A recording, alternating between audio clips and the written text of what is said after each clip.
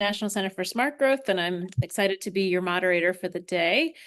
Just a little bit of housekeeping here on where we are. We'll start out with a little bit of introduction of our speakers and of our organizations, followed by some presentations, sort of flash presentations by the Purple Line Corridor Coalition and the Alliance, and then we'll have a bit of a moderated discussion amongst me and also between the participants. And finally, we'll close out with some Q&A from you all. So that will be available both by unmuting yourself, or you can do that in the chat. But thank you for being here. We are really excited to welcome you. Next slide, please. So, when we talk about neighborhood change, right, we often talk about housing, and housing kind of gets top billing for a lot of reasons. And I'm a houser, so, that's never too sad for me. But I think one of the things that we know is that communities are more than just housing, right? Yes, we have to have housing for people to be there, but more importantly, there's something about community in our public spaces, and particularly in our businesses, that make a place, somewhere you want to be, somewhere where you meet your neighbors, somewhere where your neighbors work and build community, build businesses themselves. And so that's really what we're talking about today is, as we do redevelopment through particularly transit-oriented development, how do we keep these businesses that make our places exciting and vibrant and really reflective of the people who have built these communities in place? And so we've got three really fantastic speakers from two organizations that I am really excited to welcome. Next slide, please. So we'll start out briefly. Actually, I think we've got a little bit about us, but I will introduce our panelists first. Start out with Sheila Somashekhar. She's the director of the Purple Line Corridor Coalition. And with its administrative home at the University of Maryland's National Center for Smart Growth, PLCC works to prevent displacement and support equitable development along the 16-mile Purple Line transit corridor. Before joining PLCC in 2020, Sheila worked in community-based, nonprofit, and public sector roles in New York City and in the DC area. And she holds a Master's of Urban Planning and a Master of Public Health from the University of Michigan, and a bachelor's degree in biology from the University of Maryland, College Park. Our next speaker is Charlie Barba, and Charlie is the coalition organizer for the Business Resource Collective at the Alliance. For nearly 20 years, she has worked in the field of disability, and she has been a community organizer for decades across many cities. As a business resource coalition organizer at the Alliance, Charlie is deeply aligned with the organization's mission of building collective power and promoting equity in the Twin Cities small business ecosystem. Her extensive background in grassroots organizing and building supportive networks for marginalized communities enables her to lead with the inclusive, equity-driven approach that lies at the core of the Alliance's work. And finally, Ricardo Perez is a coalition organizer working for the Alliance for Metropolitan Stability. Ricardo staffs the Blue Line Coalition, and the BLC is a team of 11 organizations who, for the past 12 years, have worked together to address displacement and gentrification alongside the corridor of a light rail extension project in Hennepin County, Minnesota. Ricardo also currently serves as the chair of the first of its kind Anti-Displacement Community Prosperity Program Board, with the task of distributing dollars to address displacement before, during, and after construction of the Blue Line Extension project. So very excited to welcome these speakers. It's pretty much a star-studded day, and we're really excited about them. Next slide, please. A little bit about the National Center for Smart Growth, which is the center that I direct. NCSG is a community-engaged research center at the University of Maryland, focused on building and strengthening equitable and sustainable communities. We leverage the resources we have as a university-based research center to conduct research, engage in collaborative practice, develop curriculum and teaching opportunities, and support advocacy of our partners. We do this through cross-cutting work and through our 4 primary programs of the center, which are, as we mentioned here, the Small Business Anti-Displacement Network, the Purple Line Corridor Coalition, the Transportation Policy Research Group, and the Partnership for Action Learning and Sustainability, which is a program we use to connect communities to classrooms here at the University of Maryland. And I will turn it over to Jamie to introduce a little bit about SBAN. Thanks, Kate. Jamie again from the Small Business Anti-Displacement Network. We are co-presenting this webinar today.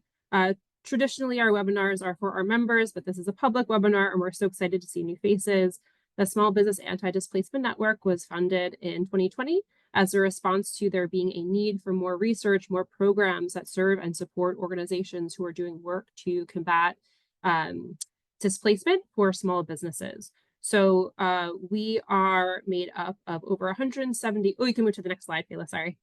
We are made up of over 170 members. They are coming from nonprofits, community organizations, they're advocates, they're researchers, they're equitable developers, they are representatives of their cities that they are working for. And we're all trying to not have to reinvent the wheel, to try and learn from each other. And you can move to the next slide. We do this at SBAN in a few ways. You can think of our work in a few buckets. So we have our research bucket that includes our magnum opus, which is our small business anti-displacement toolkit. You can access that in a few ways on our website, including downloading the whole shebang, or you can discover some strategies that make more sense for your work on our website as well. And that is an active work in progress, so we're adding to it. And it really helps folks get on the same page with speaking the languages of understanding the different strategies that exist and bringing them back to their locality.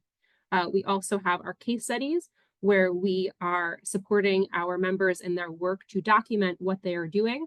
In a few months, we will be launching our case study that's focused on community ownership with 6 organizations throughout the country who have really great examples of what they've been doing. On the other side, we have member programs. This includes our working groups, small groups of folks who are unpacking a topic. Right now, we're focused on commercial tenant rights. We have webinars about every other month, like the one you're joining us for now. We do site visits as a corollary to our case studies, where some of our hosts who are writing the reports for us will also host folks on site to learn from what they're doing and see it, which is just really just a very unique experience. And it's just such a great way to see the work in action and get to know members and just feel a lot more deeply connected. I loved our recent trip that we went on, and look forward to the ones in 2026. We also recently launched a mentor program to match members with each other. They can learn from each other one-on-one. And we can move to our next slide, because I must mention, hopefully every one of you has heard about SBAN's conference that is coming up in November. This will be an in-person conference in College Park, and it will be a 3-day conference from November 12th to November 14th, and registration is open. We'd love to see you there. Please check out our website for more, but that's a little SBAN briefer, and I will hand it back over to Kate.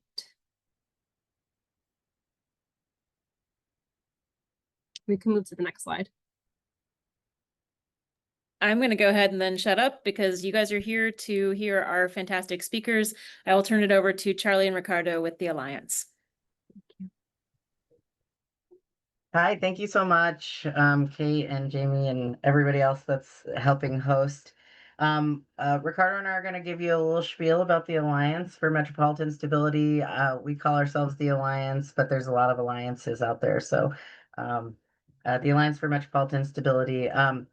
The Alliance began back in the 90s when community organizations came together to challenge some development decisions that were happening that were leaving low-income communities and communities of color behind. So that there were, highways and housing and job growth being planned in ways that deepen segregation and displacement. So a group of organizers worked to build the Alliance out of that moment to shift some power into to make sure that the most impacted and the most impacted by these decisions had a voice in shaping it, and to fight for racial, economic, and environmental justice at the regional level in the Twin Cities. We're very focused on the Twin Cities, though a lot of our membership are focused statewide as well. So we're a coalition. We have a range of coalitions, which Ricardo will get into, but including Business Resource Collective, Equity in Place, that's focused on housing, Blue Line Coalition, which Ricardo will dive deep into today, and then and Housing Justice League. So we're involved in different pieces of the Twin Cities, understanding that every facet of the work that we do impacts all of our lives. And so I'll let Ricardo take it from there to talk about our different coalitions and the model the Alliance uses. Thanks, Charlie. So if we can move to the next slide, please. All right. So in here, you get to see our faces. These are just photos of the coalitions that we help staff. And then to the left, you can also see the model that we use to diffuse information.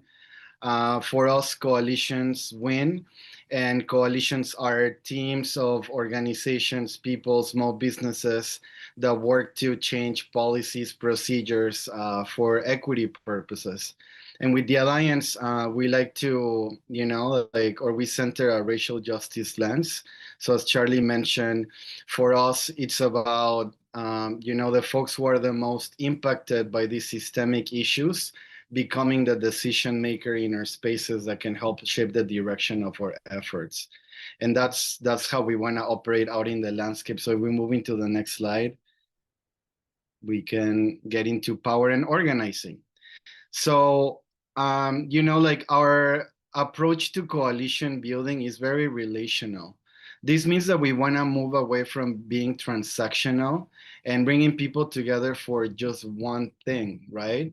Although we do have shared goals, we lean on relationships to build power. And the combination of all of these strategies and activities is our culture.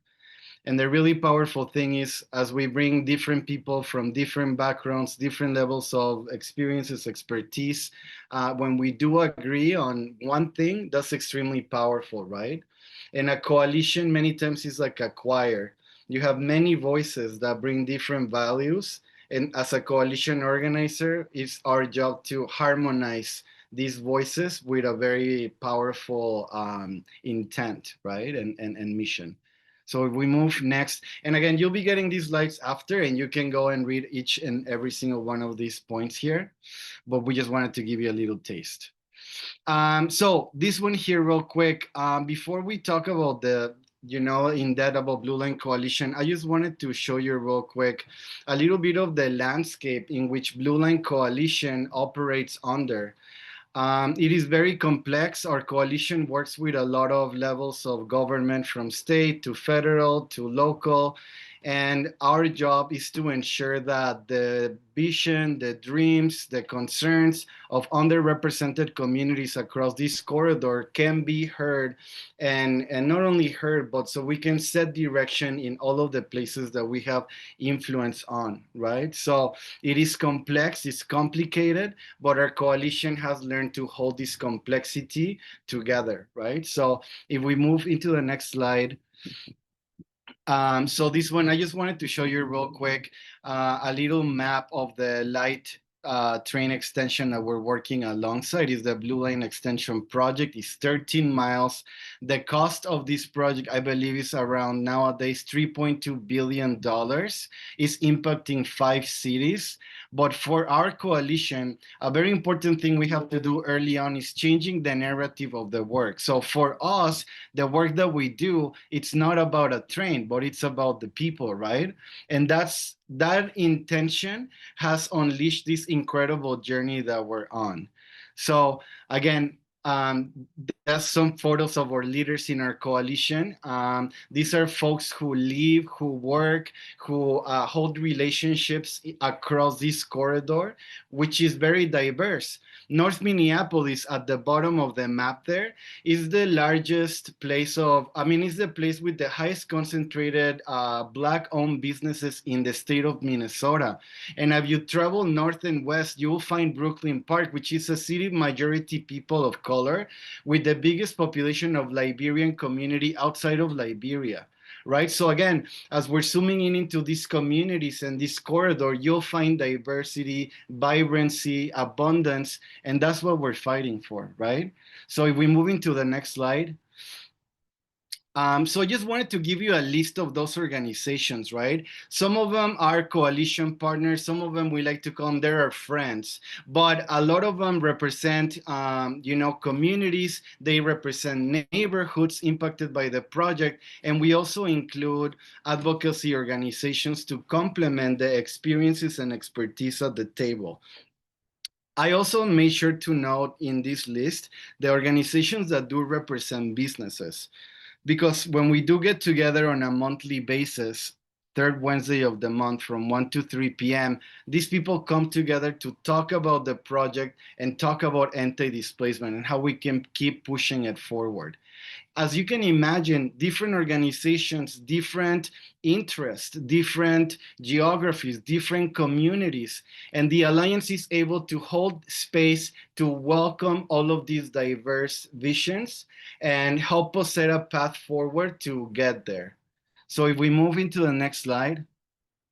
So I just super quickly wanted to show you the work takes a lot of time. And at the beginning, I was like, man, this coalition has existed since 2013. I have a lot of history to catch up to. Little did I know, I needed to go back into the 1800s to really start creating an idea about, yeah, what about displacement? Where and when did this started? But again, this is mostly showcasing that the Alliance is able to hold this historical memory of what has happened in our region and why are things the way they are. Without this historical context, we might be missing some important elements or understanding on how can we change the outcome that we know happened, which is displacement, right? And very specifically, we're calling out the Green Line light rail development, which took place in the 2010s. And again, so as the projects emerge, get constructed, and then move forward, we look at these lessons to start applying them in the present. And if we move into the next slide. So again, this powerful group of organizations and people has done a lot of work. And what I just wanted to share with you before I pass it to Charlie is that it's all about partnerships and collaboration. We've partnered with the University of Minnesota to create an anti-displacement report. We partnered with Hennepin County to lean on their lobbying resources and for them to write a bill that we used to secure $10 million for anti-displacement activities. And now we're collaborating with different levels of government, community, small businesses to help distribute these dollars. So again, coalitions, oops, my 5-minute alert. So coalition building works. We say out there in the field, if you fight, you win. And these coalitions are your team that will fight and can bring different perspectives into a complex issue with the idea of advancing equity. So I will talk more in a little bit, but I just wanted to give you a little glimpse about my work, Blue Line Coalition, and why coalitions matter. So Charlie, maybe you want to take it from here as we move into the next slide, which should be yours. Yeah, next slide would be, I just wanted to give a brief highlight of the Business Resource Collective. We call ourselves the BRC. It's a group of organizations working together to support BIPOC and immigrant-owned small businesses. Those organizations work all across Minnesota. We focus in the BRC, especially on the Twin Cities. We believe our communities thrive when our businesses thrive. And we don't, because they don't just generate income, they also build culture, build wealth, vitality for all of us. They offer jobs in their own communities. The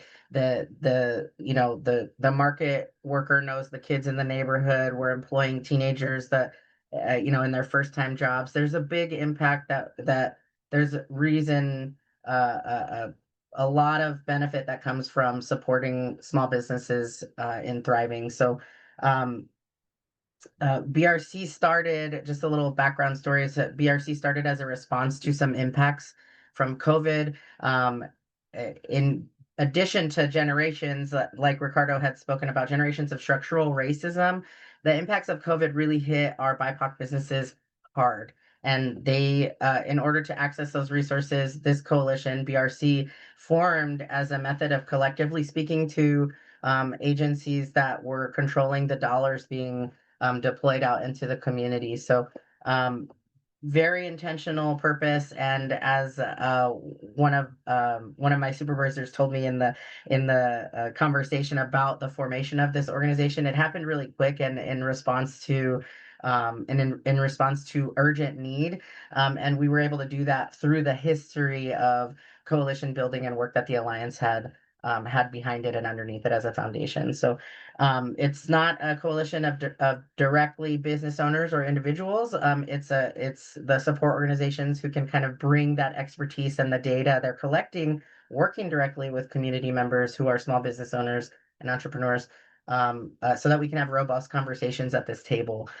We'll go to the next slide, and just sort of think about why building coalitions matters. And I like to bring in this example of Encanto. If you've seen the movie, I'm just going to assume that a lot of people have seen the movie. And it really is a story of this one person who has all the love and intention in the world, wanting to support her entire community, her family, but even beyond that, in her entire community, and thriving. And but she felt fully responsible for that. She didn't have the capacity to hold all of that responsibility, and you'll see the casita sort of tearing down as she's losing capacity to serve the people of her community. And if we get into, you'll see that photo. Someone mentioned it looks like it's a little on fire, but it's actually the community members coming together at the end of this journey. The drywall experts, electricians, landscapers, cooks, strong body, strong mind, organizers, planners, and conflict and decision-making navigators. All of these people came together to rebuild that community, and it took experts from every different environment. And when we say expert at the Alliance, we really mean everybody we speak to is an expert in their own experience. This isn't, hey, we need to go to college and get a degree. We need to have decades of experience in this field. This is really about, you're an expert. Every one of you is an expert. I'm an expert in my own experience. You're an expert in your own experience. And bringing all of that expertise to a table is incredibly powerful. So we can go next slide. I wanted to show this example of a tool we've used at the Alliance recently at our retreat week. We used this organizational tool, a landscape map, to assess where we have relationships as a organization between our coalitions, right? So we have, if you look at the top right corner, that's the Business Resource Collective, and kind of naming who are the organizations that are at the table, who are the government or politicians we have in our corner, who is speaking at the table, and then also who are we missing, what cultures and communities are not represented in this sphere. And then you'll see the same in each of those quadrants is different coalitions within the Alliance's network of work that we do. And so using this tool as an assessment, you can use that in any space that you're operating. If you're just starting, really doing an assessment of who's at the table now and who do we want at the table. We'll get a little bit more into the nitty-gritty of that in a bit, but so we can go to the next slide. Just wanted to give that example. And then let's see. Oh, we're missing a slide. Oh, there we are. So being an organizer is a unique position to be in, and I just want to emphasize that a coalition doesn't organize itself, right? And so within that coalition, I want to highlight some of those skills that you want to make sure you have at the table, right? So it's not just who's at the table, but what skills do you have at the table? What expertise do you have at the table? So facilitation skills, conflict mediation. You can read the list there, but in coalition organizing, all of those skills are needed. And so an organizer, we don't want to undervalue that person who can be that organizational voice. It's not that they're taking the power of the coalition. The power lies in everybody at the table, but just making sure you have those skills there too. And then I have this quote here just to sort of pass us on to the rest of what we're going to be learning about today. But in coalition organizing, this quote reminds us that change and solutions already exist within our communities. So it's there is always light if only we're brave enough to see it, if only we're brave enough to be it. The change and solutions already exist within our communities. The light is there, but it takes bravery to recognize it, especially when systems try to convince us that we don't have that power or that light. So it takes even more courage to be that light and to show up for each other and align our strengths and push collectively for justice and have that collective voice together fighting with each other. A coalition is powerful because it helps us both see that light in one another and then also be that light together. So just wanted to leave you with that as we sort of transition. I think the next slide is just our contact info. So we'll go ahead and pass it off to PLCC. Thank you.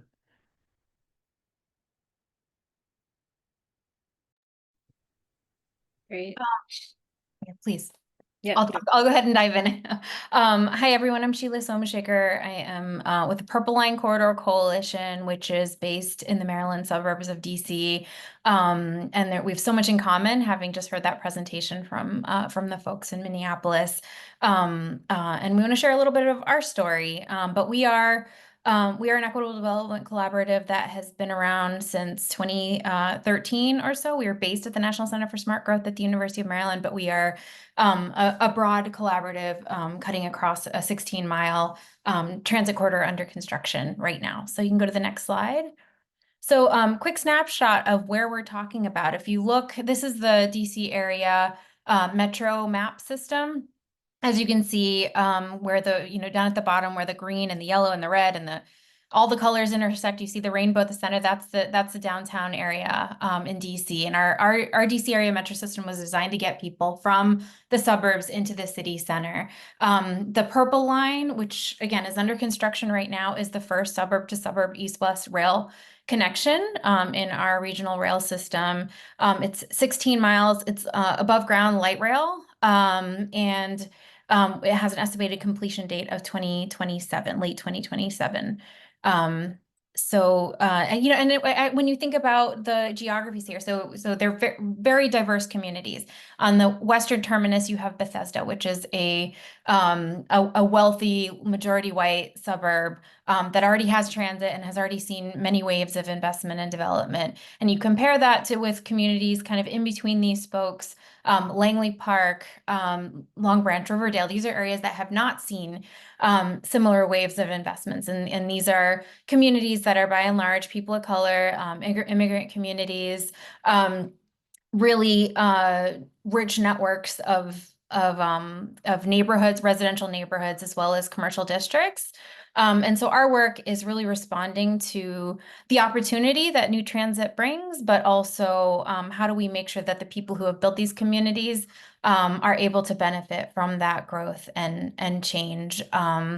Ricardo, we've done some similar mapping of that history, and a lot of the communities that we're working with have experienced displacement before. And so we are very fortunate in that we have some experience to look back on to say we know how this story goes.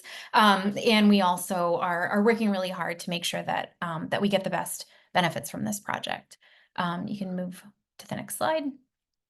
So what do? We build collective will. These are images from kind of our a milestone early event for the coalition. This was in 2017, we released something called the Community Development Agreement for the Purple Line, where a lot of important people came together along with nonprofits. And, we had the county executives from the two counties through which this project,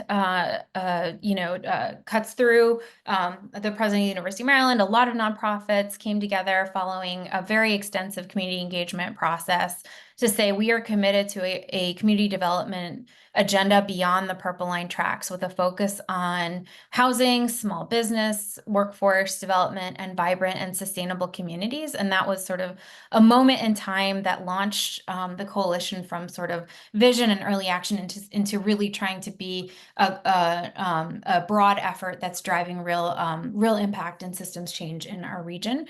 Next slide.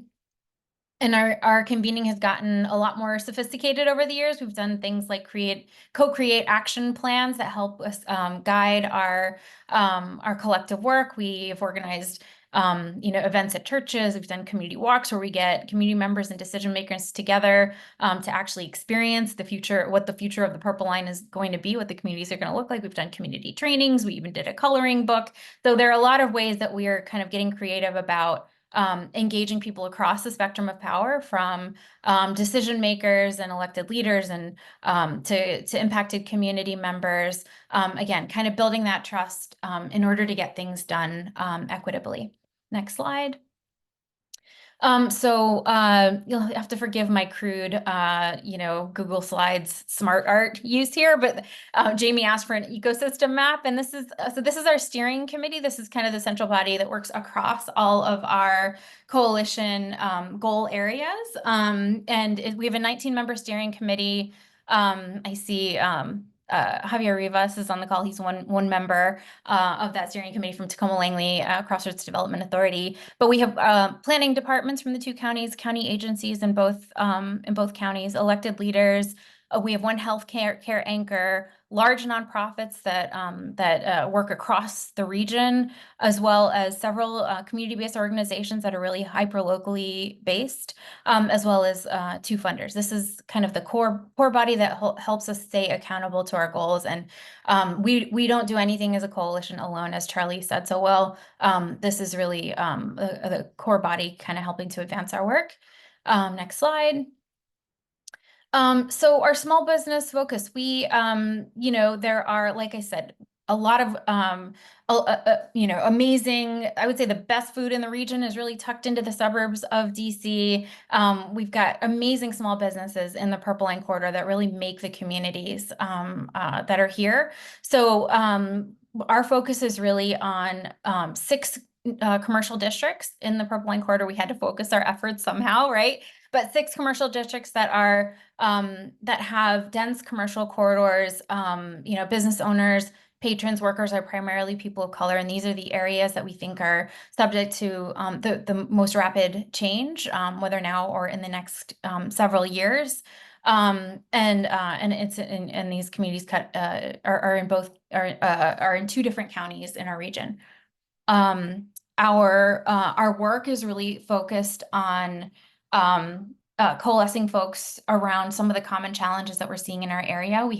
We're facing construction disruption, which is actively displacing businesses right now. The construction project has been ongoing since 2017, and we know that our friends at the state are working really hard to get it done and have invested money in trying to help the businesses stay afloat. But it's a pretty dire situation. We also have market shifts, rising rents, redevelopment pressures. These are all pressures that the businesses in our corridor are facing.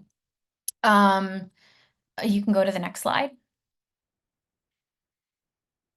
So we have several goals. In 2020, we put together a strategy that it was a collective process, and we identified a handful of goals that we're really going to focus on as a coalition, and that's been guiding our work ever since. Our focus has been around service coordination. So we've got multiple TA providers. How do we make sure that we aren't stepping on each other's toes and are really amplifying the support that's being provided to businesses? Marketing of both individual businesses as well as commercial districts. Policy, there's so much that we want to make happen here. And we've learned a lot from the S-band network. For example, we're really trying to push for a legacy business program in our region in the coming year. And then as an organizing framework, because we have a 16-mile transit corridor, how do we make sure that we have capacity to move our work forward? We've got great organizations. Many of them are operating on a shoestring. How do we strengthen the organizations that are working along the corridor through place-based management, and making sure that they're able to do that hyper-local organizing work? Next slide.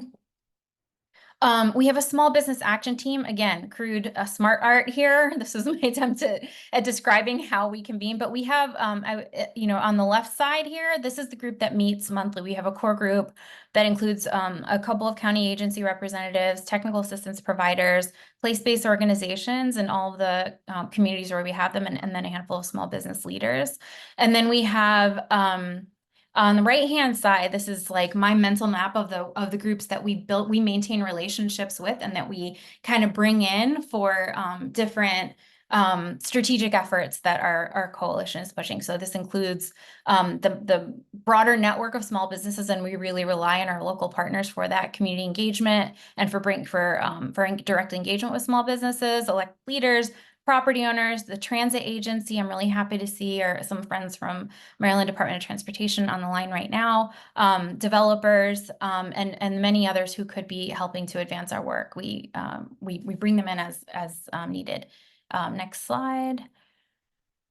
So on the place-based capacity piece, this has been a really big push that we have made as a coalition, is doing trainings and sort of grassroots learning within these groups. We have, in some cases, brought in, gotten funding to bring in training experts, or in the case on the right-hand side, this was just a few weeks ago, we brought in experts from the local, state, and national on the Main Streets program and had them do assessments in 3 communities that are kind of on their Main Streets journey and are pursuing designation at some level or another, and sort of help provide some guidance on a roadmap for their commercial corridor efforts. Next slide.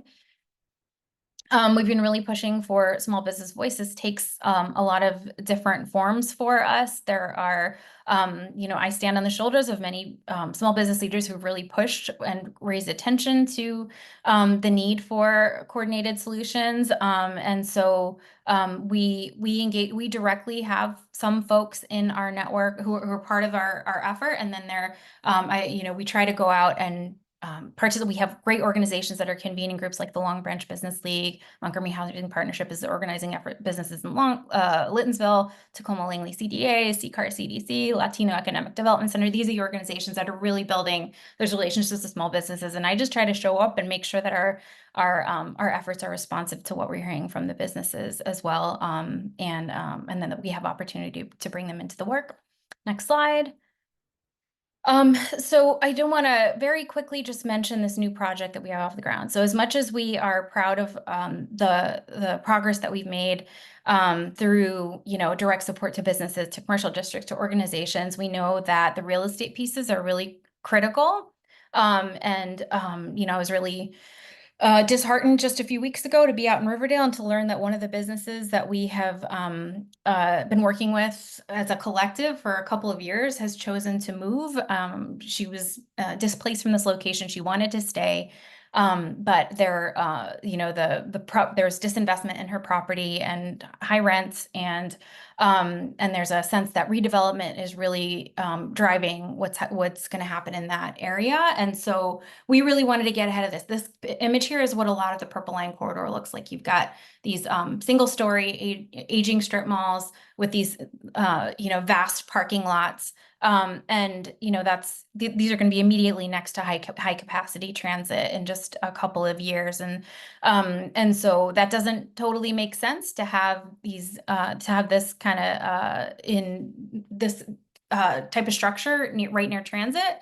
At the same time, you've got legacy businesses that are so important to their communities in these buildings, and so we recently completed a project. You can go to the next slide. Analyzing the strip malls along the corridor. We learned that there's about 600 acres of strip mall along the corridor, and thanks to our data capacity at NCSU, as well as and Access is a firm that came in and helped us with the retail analysis. We broke that down into 3 different categories. You can go to the last slide that I have, which is redevelop, re-envision, and retool. So essentially, we have 12 of these strip mall sites fall into the redevelop category, 84 in the re-envision, and then the remaining in retool. Redevelop are the ones that have, based on different redevelopment factors or development attributes that we anticipate are the highest redevelopment potential. And the re-envision are moderate redevelopment potential. Retool is low redevelopment potential. It's really us trying to read the tea leaves on which of these properties are most likely to redevelop first. And then we have recommendations under each of these categories for how our coalition can be building its own capacity to activate, to not just let redevelopment happen, but to influence what happens on these sites. And it ranges from policy tools to building a network of brokers and developers who are invested in our vision, to developing a property monitoring system. And so we are in the early stages of trying to move that forward, move this plan forward right now. So I will end there just by saying we have a lot of work that we have behind us, but a lot still ahead of us. This effort is still unfolding. The Purple Line is still unfolding, and I think coalition strategies. Ricardo said it best, like, this is how we're going to get to where we need to be in terms of the solutions that we need to see in the corridor so thank you. Great. Thank you both. Thank you all for those presentations. There's been a ton of really great questions and comments in the chat. So I think I will pull from one of those as my second question because the order works. But I think the first question I really want to start out with is for both of you, when you're getting started, where do you start? Who do you have at the table, and sort of what are your first steps? So if you're in a new organization, thinking about how to do that, and we've definitely had some folks on the chat talking about that. So where do you get started? So I can maybe try to start tackling this one, and please do join me as you see fit. But so for me, in my experience, I joined Blue Line Coalition after it has started like 5 years from when I started, right? So Blue Line goes back to 2013. And the very important intentionality of the foundation of Blue Line Coalition was to create a group of a team of organizations, of people, of businesses who address the gap in representation in the spaces where this Blue Line extension project was getting shaped, So the corridor management committee, specifically, where all of the electeds across the corridor come together to make decisions. No people of color. Here in Minnesota, back then, it was very white, like there wasn't any person of color as an elected official serving and representing that space, that corridor, So Blue Line came in to address that gap in representation.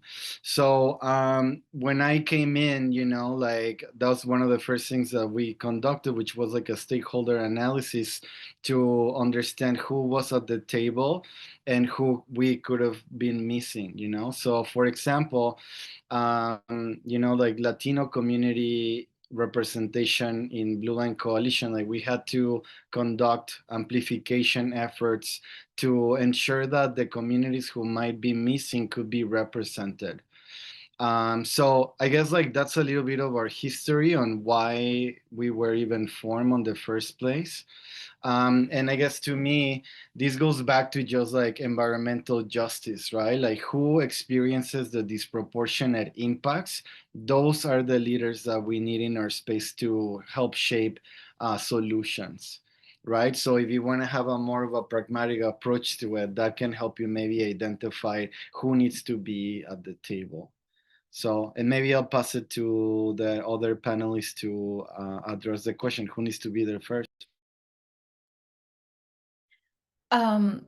So similarly, I was not there when the coalition first started in 2013, but I've heard the stories, and I think that the National Center for Smart Growth had some relationships already to just start having the conversation. I think that there were important questions being raised after the Purple Line was announced. There were important questions being raised, both about the displacement pressures, and so I think it really started with just.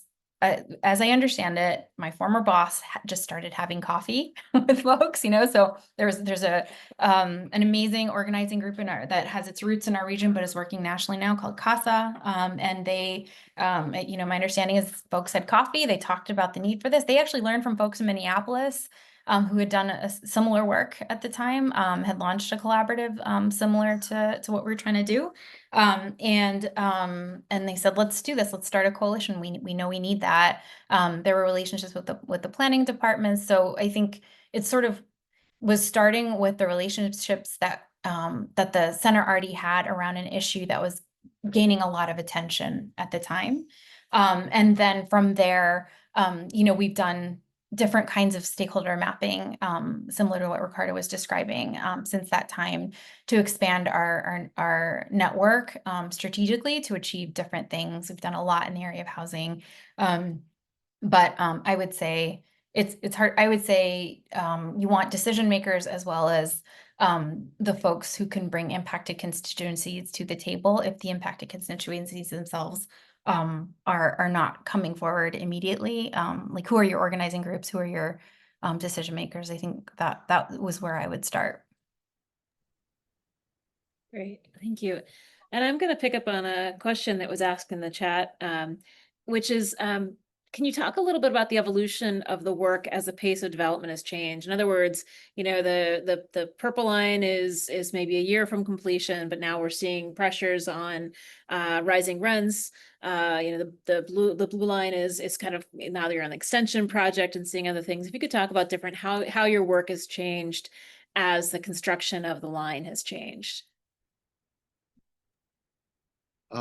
Maybe I can start and y'all can, and I saw Charlie, you were unmuted. So was there anything pressing you want to share on the last one? Not to disrupt the flow of questions, but just want to make sure. I was just gonna add an emphasis on the power analysis, if that's okay, Kate. I'm just gonna throw that in from the last question. I love what both of you said, and I just wanted to add a little.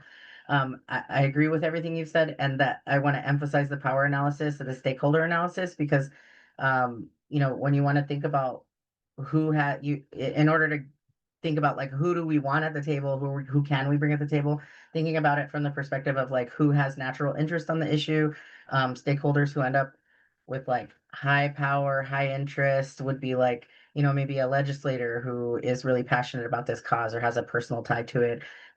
Thinking about if they're really high power but low interest, I mean, those are people who often will be in opposition to us. So really keeping an eye on them and how to have a relationship with them or build connection with them.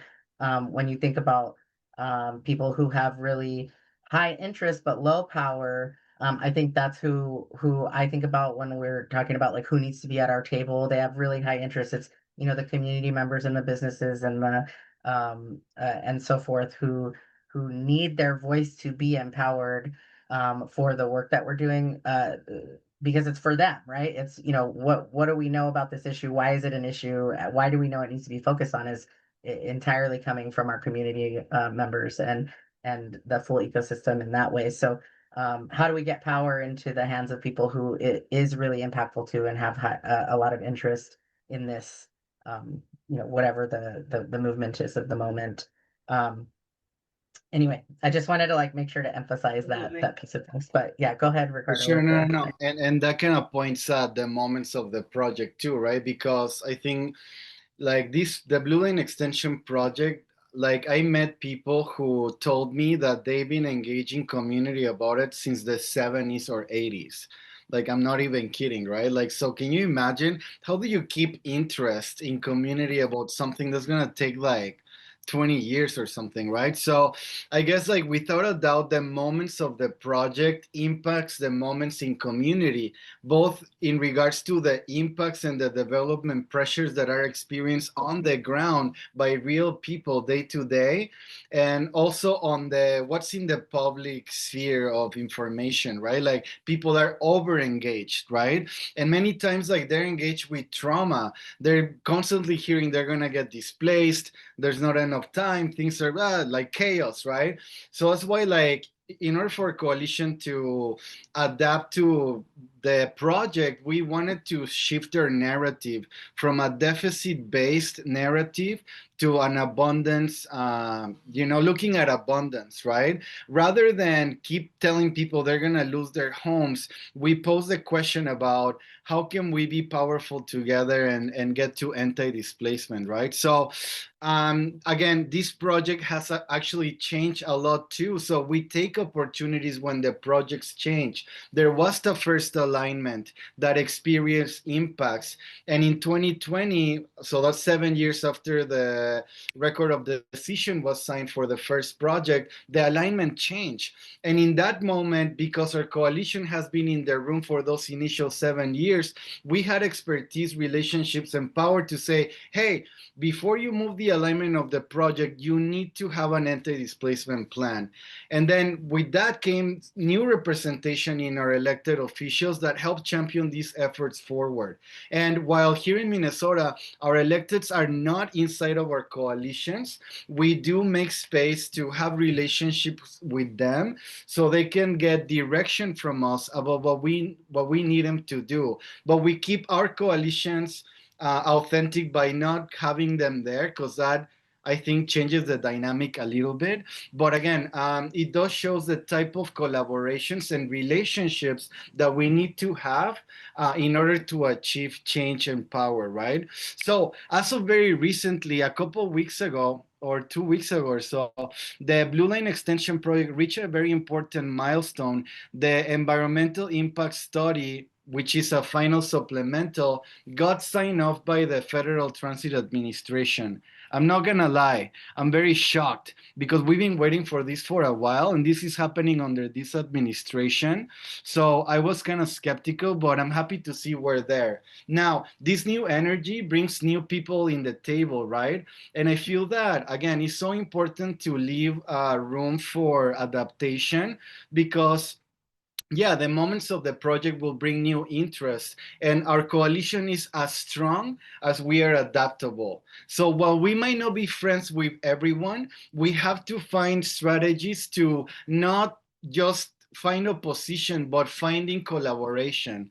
So while we might disagree with other emerging groups, what are the things that we do agree on? You know what I'm saying? So I think like that's just like seeking for those power building opportunities. So I actually don't know where the Purple Line project is at, but maybe you can address that topic, Sheila. And Sure. Yeah, I would say, you know, quickly, like similarly, this project has been in the works for decades. I think people started dreaming about this in the 80s.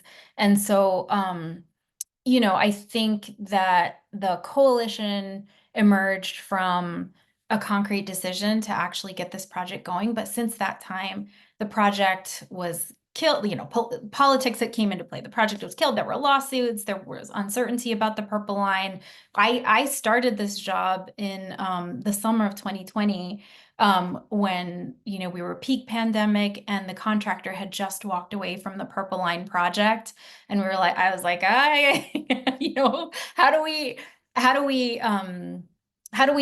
act in this moment, you know? And I think there's a lot of that. How do you, to use Ricardo's, how do you be adaptable and responsive to the fires of the moment, whether that's construction disruption or a pandemic or an attack on our resources and our communities and on, you know, immigrant communities, whatever it is. How do we be responsive in this moment to what people are experiencing while also keeping a long view on the work? And so I think we're always trying to sort of push for what is the next thing we should be not forgetting about in the crisis of the particular moment. I think that's a big role that the coalition plays. And so when in that dark moment in 2020, we said, okay, well, let's, you know, we don't know what's going to happen, but we got to do this work, right? We have to, well, let's get housing done. Let's do the work anyway, because we know we need that.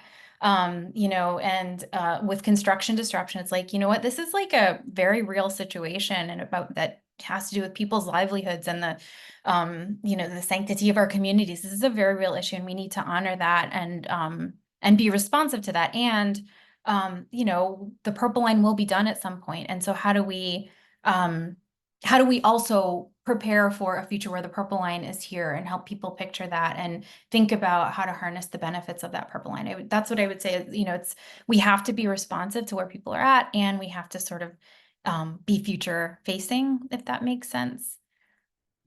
if I may just add something there, Sheila, real quick, like we get to work with this really cool retired environmental justice lawyer, Jim Urkel, who planted this seed for us, which is the mirror with like planting trees. And he has like, when is the best time to plant a tree, right? And that's 20 years ago. And then when is the other best time? And it's like right now, you know what I'm saying? So I think it goes the same with building power and building coalition. When was the best time to do it? You should have been doing it 20 years ago. But then don't waste any more time. Start doing it now, because it does take time to build the momentum and everything that needs to surround the big changes that we want to see in these projects, right? So anyways, I'll pass it to whomever is next. Yeah, so I love that. I love that sentiment as a jumping off point. I tell my students that when I teach planning history and theory is that the best time was yesterday, but if you can't do that, do it now. So I'm actually going to send it to the panelists to ask questions of each other and sort of get a little bit more of a a conversation going since you got started just now. Yeah, thank you for that. And so I wanted to start with, I was hoping to start with you, Sheila, and just ask you a little bit about what skills your coalition needs to stay effective, and just sort of thinking about what skills you bring as an organizer, but also how you're tying in the skills of everybody within that within your coalition to stay effective. That's great. I mean, I loved your slide about the skills of a coalition manager. Like that was spot on, I think. I would say the core soft skill is the ability to build trust, which I think requires humility, authenticity, self-reflection, the ability to kind of to see the assets in the people and the institutions around us and figure out how to bring that in. And I think that PLCC has done that really well. It predates me, and it's I think something I've tried to carry forward.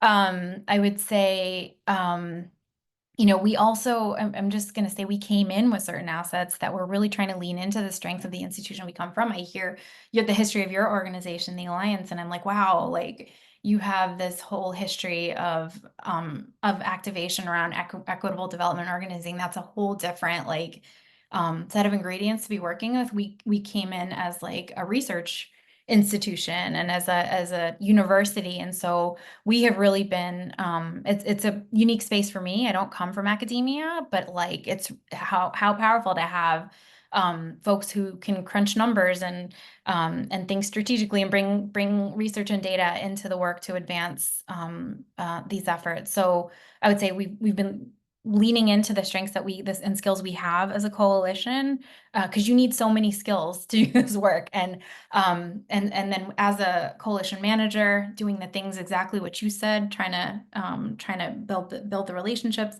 and then finding the strengths in our ecosystem. We have, I think I talked about the nonprofits and the small business leaders and the elected leaders, but we also have developers, property owners. We have a whole housing arm of our work where we've been building relationships with lenders and such. And so we need all of that, all of that in our network in order to achieve the things that we want to achieve. Does that answer your question? Yeah, that did answer the question. Thank you so much. Ricardo, did you have anything you wanted to add to that, touching on skills for a coalition to be effective? I guess like maybe like flipping that question is like I think it's also important as the coalition manager, coalition organizer, for you to have these relationships with your partners to understand their skills, right?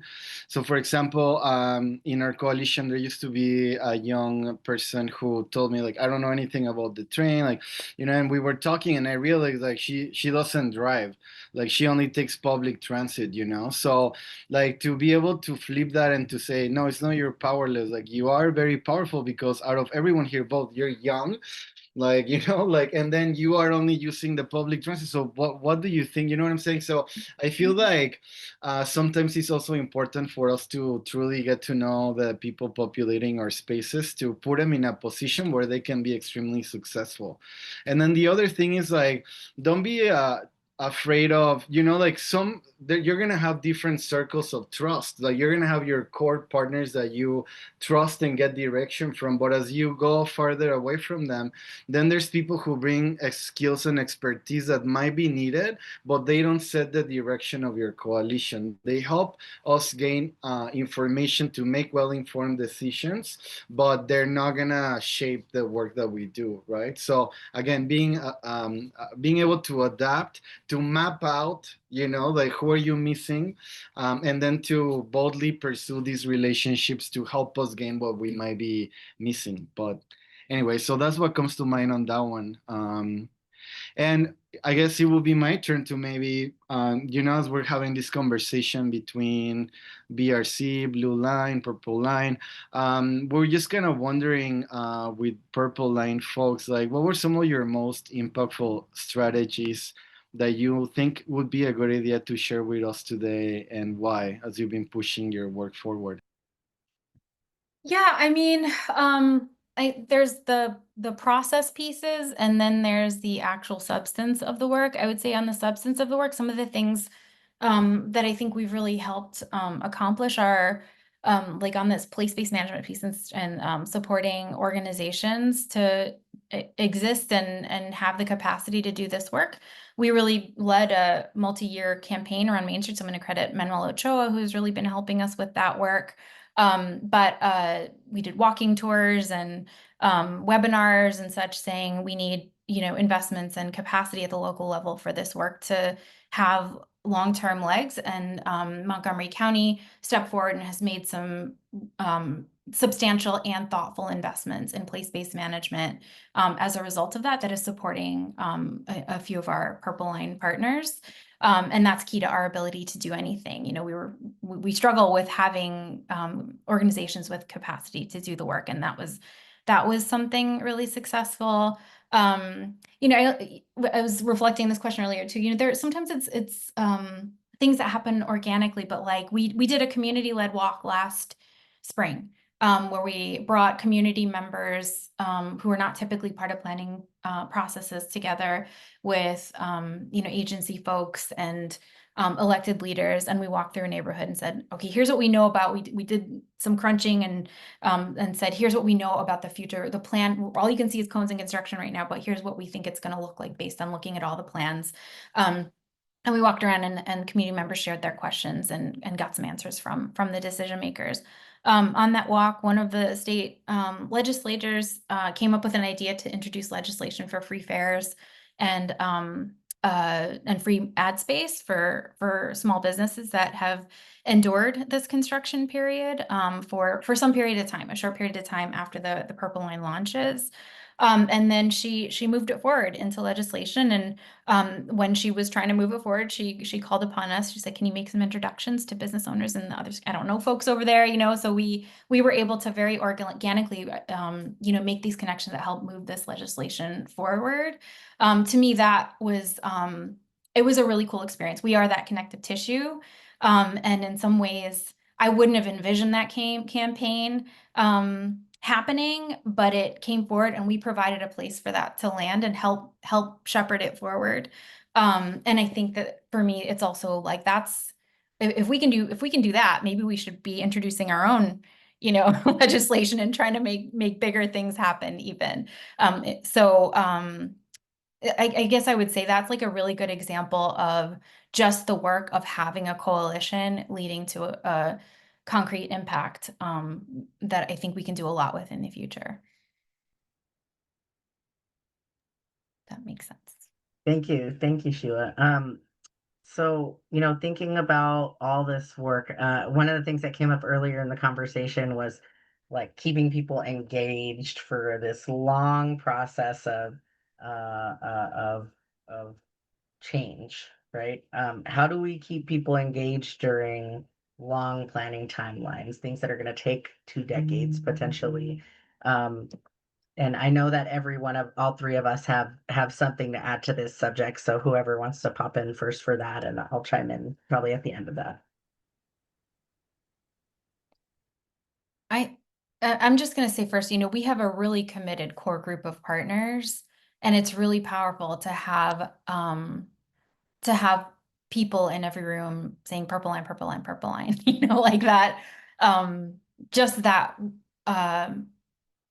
having that core group of people who like each other and work well together and see the value of what we're trying to achieve, I think then has broader ecosystem benefits. Beyond that, I think, we have a visible construction project in our, it's hard to ignore that, right? And so in some ways it's like in your face in this period. I think when we talk about providing a positive space, we provide a positive space to contend with this really complicated project that people have strong feelings about, and we're creating a space for co-creation of solutions and things that people want to talk about. And I think that's a really powerful a powerful thing in the context that we're living through, and sustaining that past the construction, might be a question mark. When rents are really starting to rise, how do we sustain attention on it at that point? We'll have to kind of pivot and think about what that strategy might be, but that would be my response. Yeah. Oh, sorry. Go ahead, Ricardo. I was just gonna say, like, I guess for us, like, we did see a big difference in the type of responses in community when we switch our messaging again to that of like abundance. So, like leveling the field of expertise and helping people, point at like this future after the line is constructed, like what will things look like, feel like, smell like, taste like for you. And I feel like once folks, like see themselves in that future, not as a victim of this project, but as a co-creator, it opens another door of engagement, right? Like it gives us more resources to tap into this vision of community. Because when you continue to engage community about impacts, about displacement, about relocation, they don't want to hear about it. You lose people really quick. So I think that being able to also talk about the positives, about the yeses and not only the nos, I think it's important. So I just felt like including that now, but I don't know what else were you gonna share.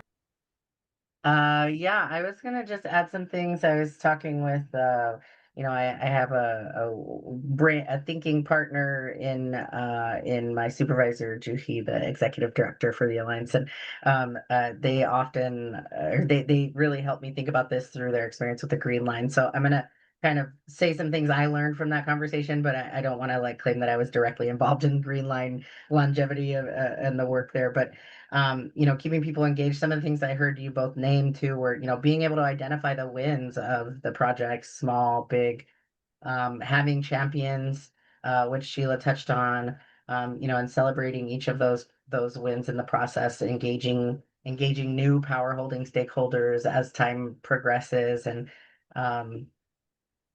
and then not making the end goal the only indicator of success. We can find success throughout the timeline of work that we're doing, and then creating ownership within the coalition so people feel more deeply engaged, were things that we sort of talked about.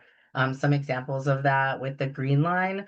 I know that there was a lot of outreach for community members and small businesses like before construction started, but it didn't have a huge impact on engagement until those fences went up on the sidewalks, right? And that was physically in front of them. And the fact is, sure, the information was shared, but was it shared in a language people understood? Was it shared to the right people? I mean, were the tenants getting this information, or were just the owners getting this information? Were you knocking on doors every week, or were you just reaching out once to each business? Thinking about what effort and energy you're putting into it, and your coalition is putting into it.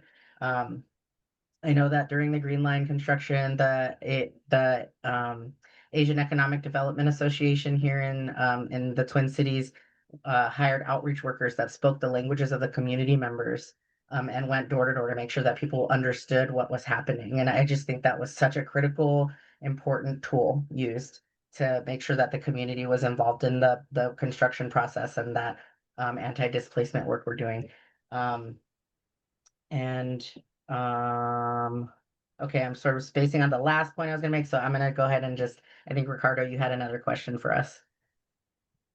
Yeah, I actually want to check with our facilitator because I know we are at 18 minutes to time. So I don't know if we want to adapt to go to the folks in the room for questions.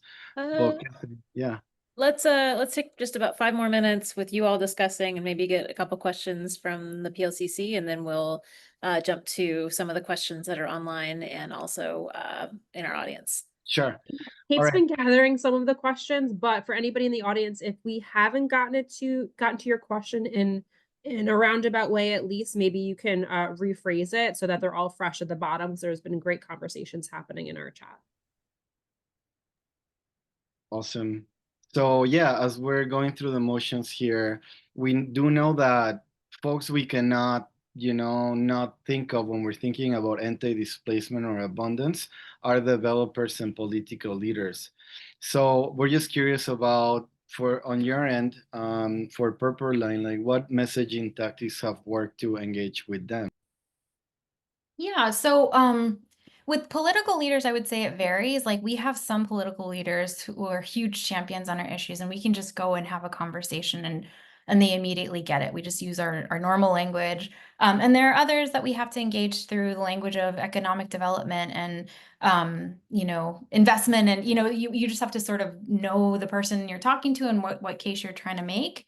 But I think we've been pretty successful. We work more closely with the champions, I would say, than we do with folks who aren't quite on board with what we're trying to do. But we've done a good job of bringing folks into the fold from the elected leaders space.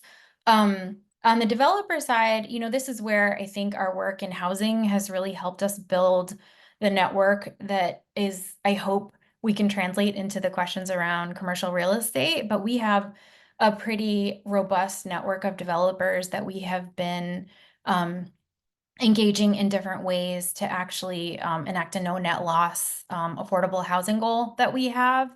And we actually have someone who contracts with the coalition who is a developer herself, and who goes out and provides direct technical assistance to developers and development projects to maximize, to get the deepest affordability that we can, and to make projects, you know, that are good ideas that are more feasible to help us achieve our goals. So that's one, you know, high resource tactic. But we also do a lot of engagement to try to add value for developers. Like, for example, just this June, we did a webinar on new markets tax credits because so much is unraveling around us in terms of the resources that we've been able to count on for this work in the past. And we said, okay, this is like a resource that is likely to be here in the future, but nobody in our region, not nobody, but like very few people in our region really understand it or are tapping into it. So let's do a webinar and try to unpack what this tool is. How are they using it in Baltimore? Why are they using it and we're not? How can we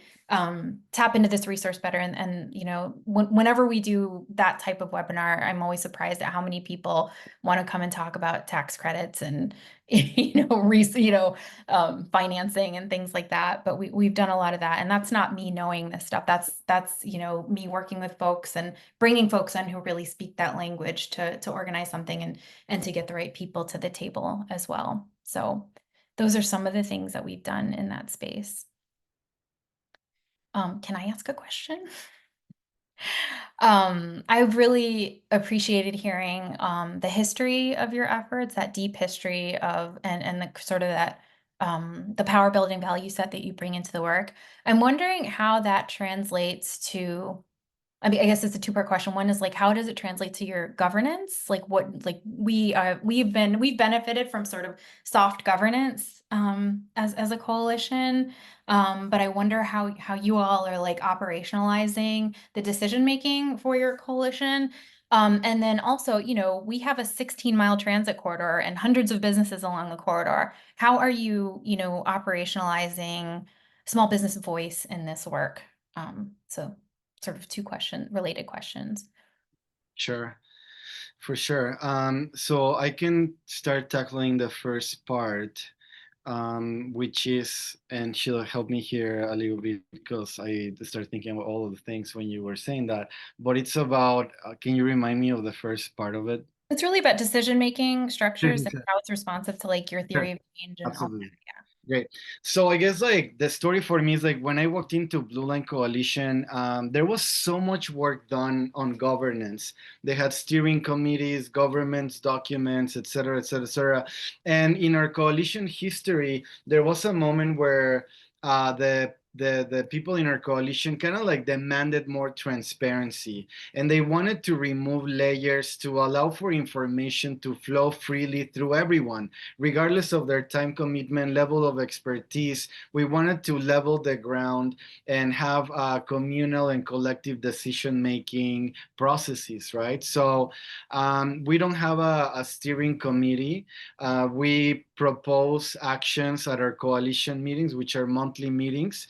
And then for me as a coalition staff person, I have to have one-to-one meetings with the partners leading up to these meetings to ensure that there is that harmony that we talked about earlier on, right? So it is a lot of work to get everyone on the same page, but the type of questions, comments, concerns, ideas that arise in the space as a result of that intentionality of being transparent and non-hierarchical, I guess, to be kind of flat, it's incredible because it really opens the door at things that, you know, I would have never thought of, or you know what I'm saying? Like, it's truly an intentionality to include folks who are not experts on development to speak about it, you know? So I think that that's been very helpful. At the same time, when we do have projects or things that we need to get done, we are able to adapt and have a Blue Line Coalition community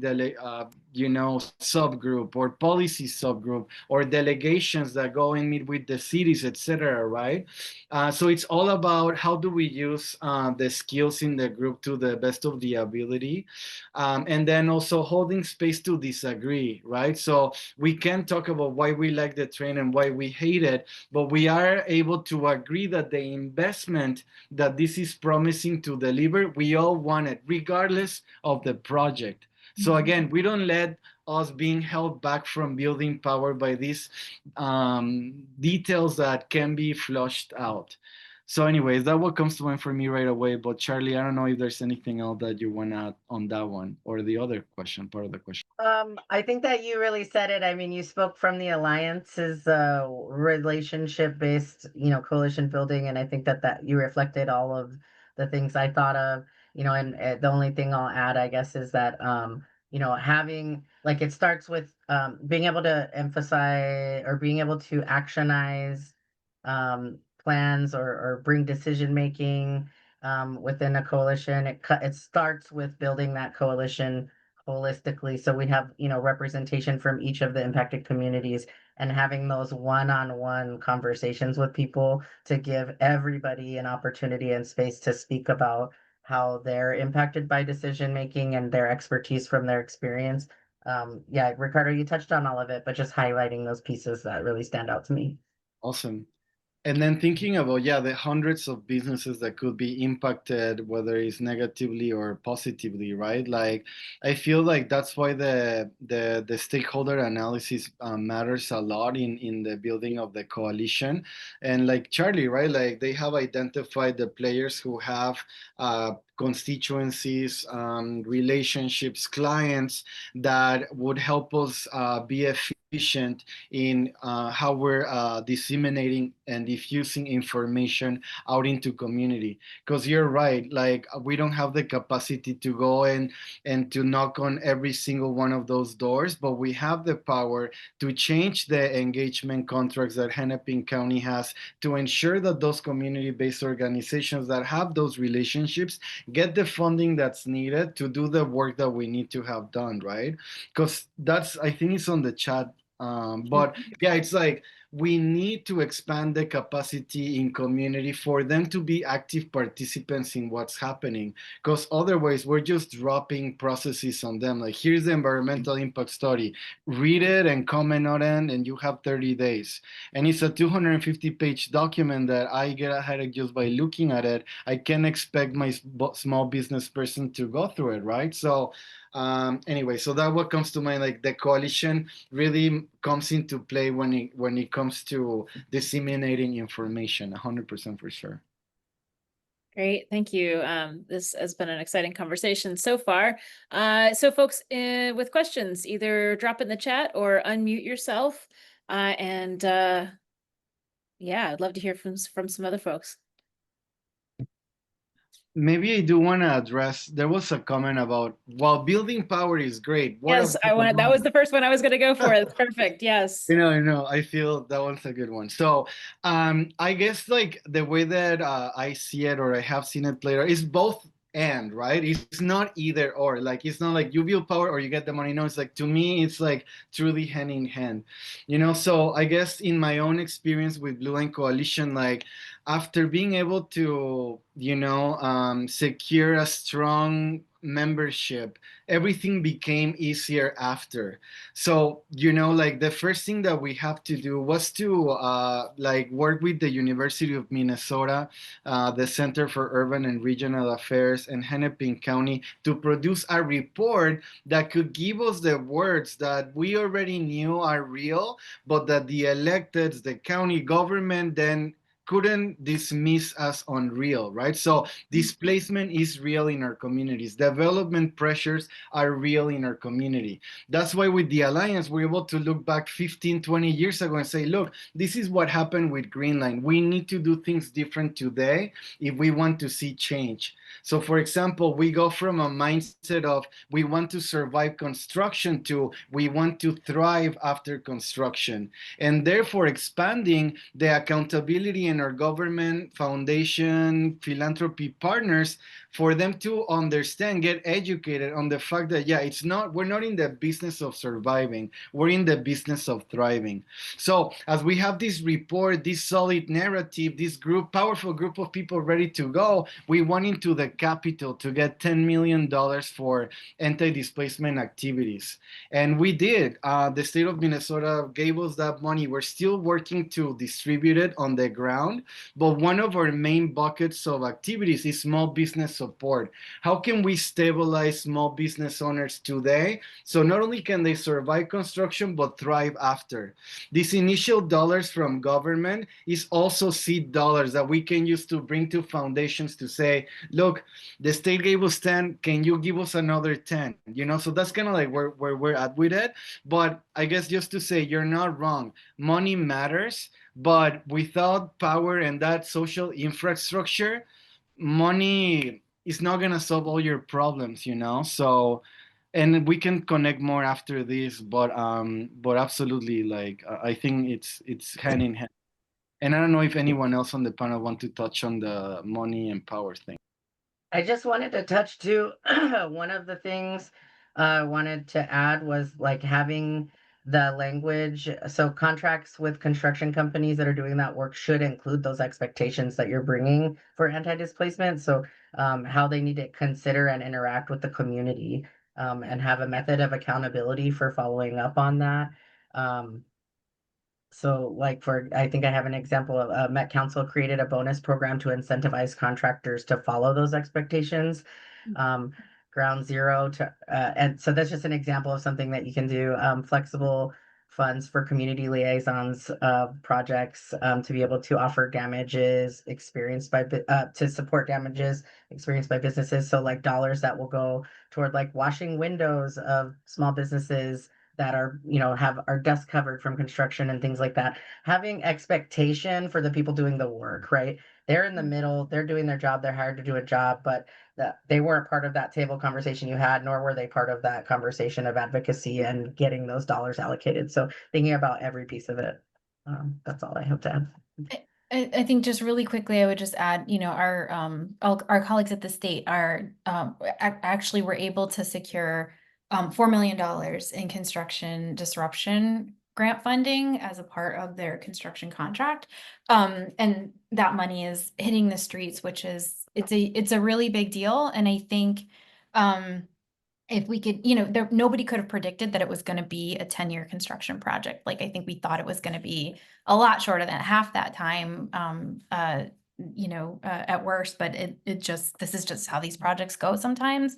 But I think that like the S-band network, you know, has helped me see that other places are doing similar things. I think there are ways for that, you know, every time one of these construction disruption grants gets set up, how do we make sure that the funds get distributed equitably in a way that actually supports businesses to stay in place? How do we build that in upfront to know that when you do a big infrastructure project like this, that there's going to be disruption that has real impact on people and communities? How do you build in the planning for that? And that's a collective work, right? Like that's it's not just on the transit agency or one person. Like we need to be thinking about what you know, what the outcome should be for a project like this. Who do we want to benefit from it? Who, you know, how do you build in the right mechanisms at the outset to make sure that businesses are supported, you know, rather than reacting to a situation?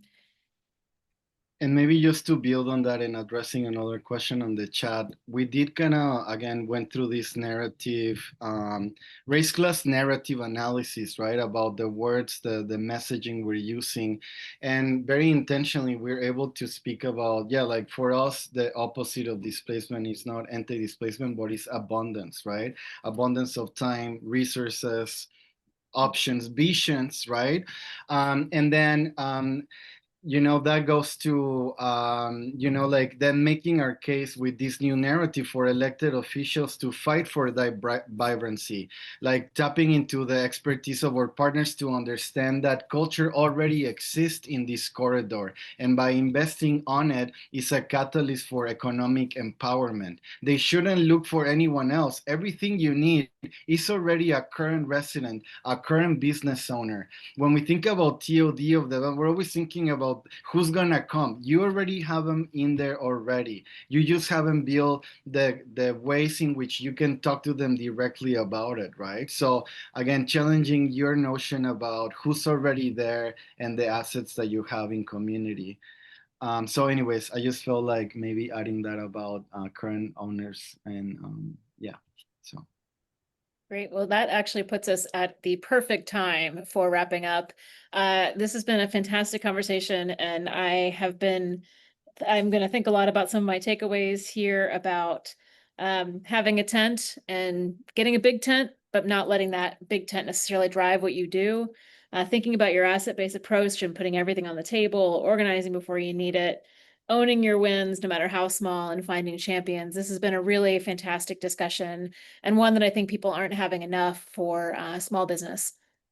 So thank you to our panelists. Thank you for SBAN for really taking the lead on hosting this and for inviting me to be the moderator. Thank you, Kate. Thank you, Ricardo. Thank you, everyone, so much. Charlie. Thank you, Insight and everyone. comments in the chat. And please, if you can just click that link to our survey, it's just a few questions, and really do look at it, and it'll give us some suggestions for next time. Thanks, everyone. We will be sending a follow-up with notes and a recording and maybe some other resources that our panelists share with us. Thank you. Thanks.